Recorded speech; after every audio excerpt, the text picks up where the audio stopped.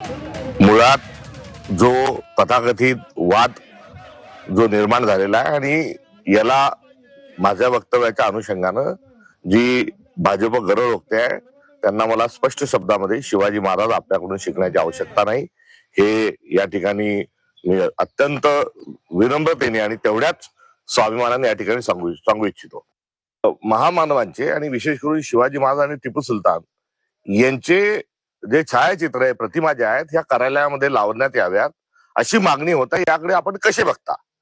या प्रश्नाच्या उत्तरादाखल माझं जे उत्तर होतं ते हे होतं की शिवाजी महाराजांनी जो स्वराज्याचा विचार दिला त्याचाच आदर्श हा टिपू सुलतानने घेतला आणि टिपू सुलताननी तो आदर्श घेऊन इंग्रजांच्या विरोधात ते लढले आणि त्या अनुषंगाने या प्रतिमा ज्या आहेत ह्या सोबत लागण्याच्या अनुषंगानं समकक्षतेच्या अनुषंगानं माझं हे वक्तव्य केलेलं आहे.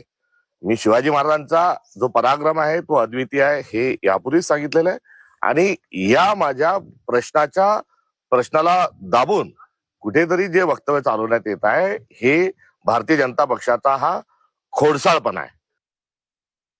माझा पुतळा जाळण्याच्या ऐवजी सावरकरांनी छत्रपती शिवाजी महाराजांनी हिंदवी स्वराज्य स्थापन केलं ते करत असताना शिवाजी महाराज यायला म्हणजे कावळा बसायला आणि डांग पिटायला असं जे वक्तव्य केलं होतं आणि त्या वक्तव्यासोबत शिवाजी महाराजांच्या संदर्भात अधिकचे जे चुकीचे सावरकरांनी वक्तव्य केले होते त्या अनुषंगाने त्यांचे पुतळे भारतीय जनता पक्ष जाळणार आहे का हाही माझा प्रश्न आहे.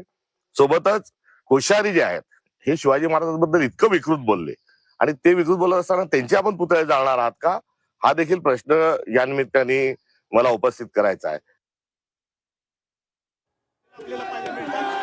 हर्षवर्धन सपकाळ यांनी भाजपवर टीका केलेली आहे. छत्रपती शिवाजी महाराजांचा आम्ही सन्मान करतो आणि भाजपनं आम्हाला छत्रपती शिवाजी महाराजांसंदर्भात शिकवू नये असंही त्यांनी म्हटलेलं आहे. माझ्या वक्तव्याचा भाजपनं खोडसाळपणा केलेला आहे, विपर्यास केलेला आहे असं त्यांनी म्हटलंय.